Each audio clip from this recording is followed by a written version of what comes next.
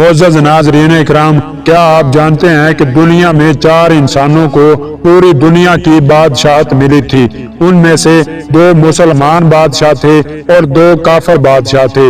मुसलमान बादशाहों में एक हजरत सुलेमान अलैहिस्सलाम थे और दूसरे हजरत ज़ुल्करनैन अलैहिस्सलाम थे, और काफिर बादशाहों में एक नमरूद और दूसरा बुख्त नसर था।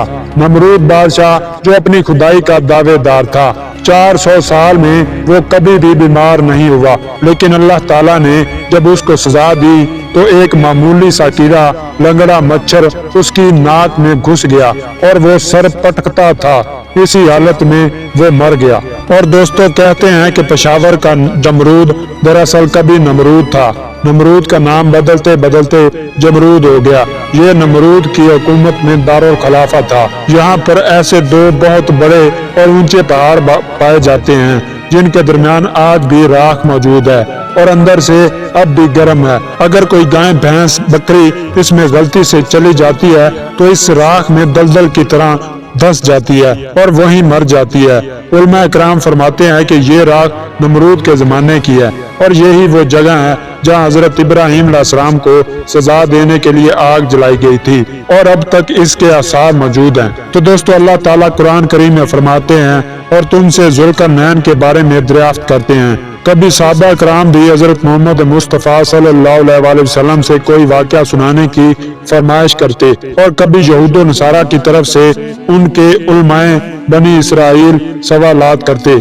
ऐसे मौका पर उन उलमाए बनी इसराइल यहूद नसारा के आने से पहले पहले अल्लाह ताला हजरत जिब्राईल अलैहिस्सलाम के जरिए उनके सवालों के जवाबात नबी अकरम सल्लल्लाहु अलैहि वसल्लम तक पहुंचा देते थे और वो हैरान रह जाते थे।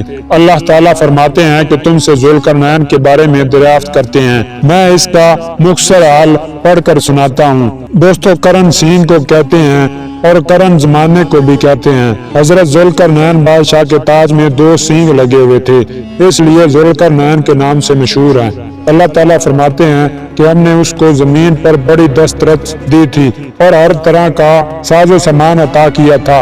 उसको सारी दुनिया की बादशाहत अता फरमाई थी, तो उसने सामान सफर किया, यानी लंबे सफर का इरादा किया। हजरत ज़ुल्करनैन बादशाह की ख्वाहिश थी कि वो उस जगह तक का सफर करे जहाँ सूरज गुरूब होता है। जब वो सफर करते करते उस मकाम तक पहुँचे तो देखा सूरज एक कीचड़ की नदी में डूब रहा है।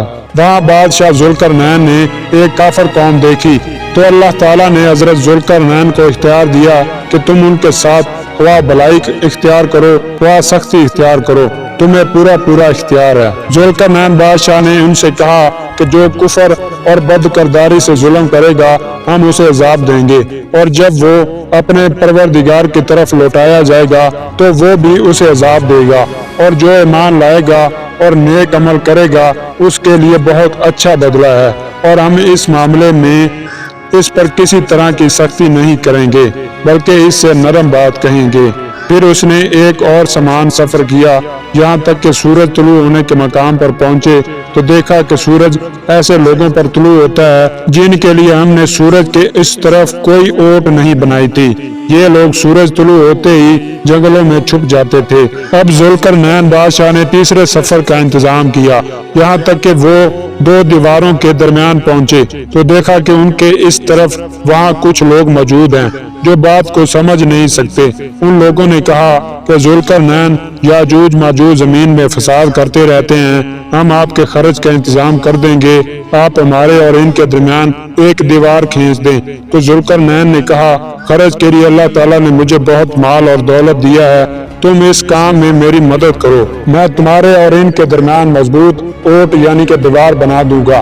तुम लोहे के बड़े बड़े तख्ते लाओ। यहाँ तक कि ज़ुल्करनैन ने जब इन दोनों पहाड़ों के दरमियान रास्ता बराबर कर दिया तो उसको खूब धोंका, यहाँ तक कि उसको धूक धूक कर खूब आग कर दिया। फिर उन्होंने कहा कि मेरे पास तांबा लाओ ताकि इस पर पगला कर डाल दूं। तो फिर इन याजूज माजूज में ये ताकत ना रही कि इसमें नकब लगा सकें या इस पर चढ़ सकें।